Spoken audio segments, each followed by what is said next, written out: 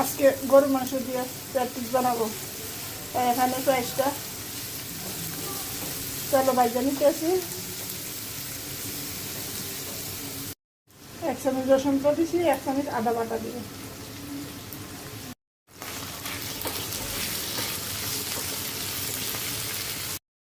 সামান্য একটু গোলমরিচ দিয়ে দিব।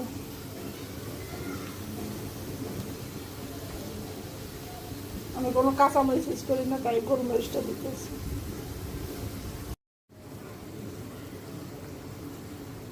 গরুর মাংসটা আমি আগে থেকে সিদ্ধ করে এভাবে হাত দিয়ে জোড়া করে নিছি।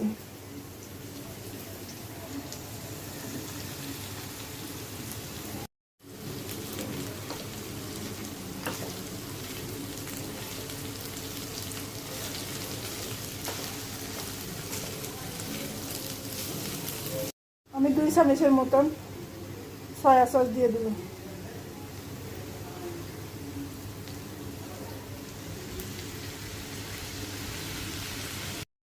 আমার মাংস থেকে পেঁয়াজ অনেক কম পড়ে গেছে, মাংস অনেক বেশি ছিল, তাই আমি মাঝখান দিয়ে আবারই 1 কাপের মতন পেঁয়াজ আরও কিছু দিয়ে দিচ্ছি।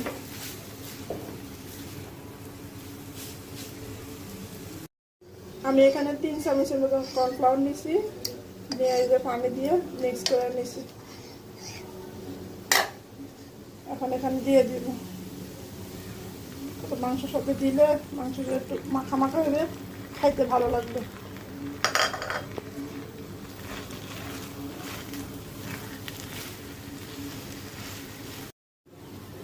এই যে আমার এটা রান্না হয়ে গেছে, এখন নামিয়ে ফেলবো।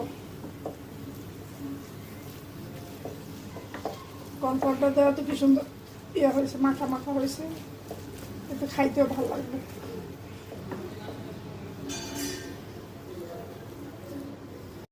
এই যে আমি এখানে আটা গুলে ছোট করে কাটে নিচ্ছি, এখন মোটা করে রুটি বানাবো।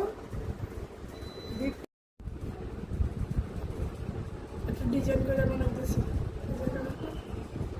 4টা কাটা দিব।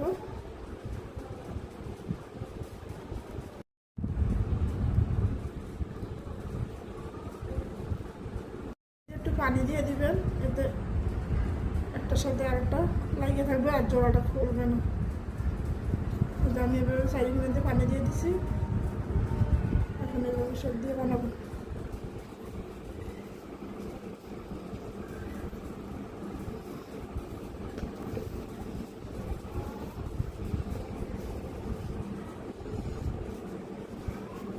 কেমন হয়েছে? এই যে আমার প্যাটিসগুলো বানানো হয়ে গেছে, এখন আমি এখানে দিয়ে দেবো।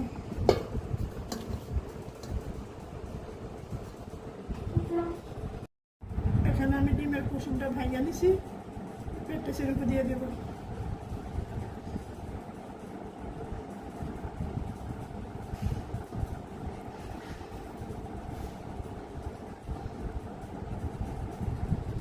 এভাবে আপনারা বাসায় তৈরি করেন, বাচ্চাদের খুব পছন্দ হবে, ছোটো করে সবাই খেতে পারবে। ডিমের কুসুমটাও করে দিয়ে দেওয়া হয়ে গেছে, এখন আমি এয়ার প্যানে চালু করে দেব। এই যে আমি এয়ার প্যানে দিছি, এখন 160 ডিগ্রিতে তাপমাত্রা দিছি, দিয়ে 10 মিনিট দেব।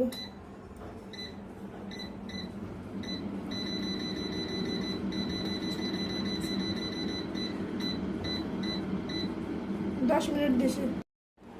এই যে আমার প্র্যাকটিসটা হয়ে গেছে, দেখেন তো কেমন হয়েছে, কালারটা খুব সুন্দর আসছে। ভাঙে দেখাবো, দেখেন আমার প্র্যাকটিসটা কেমন হয়েছে, দোকানের মতন হয়েছে, কমেন্ট করে জানাবেন।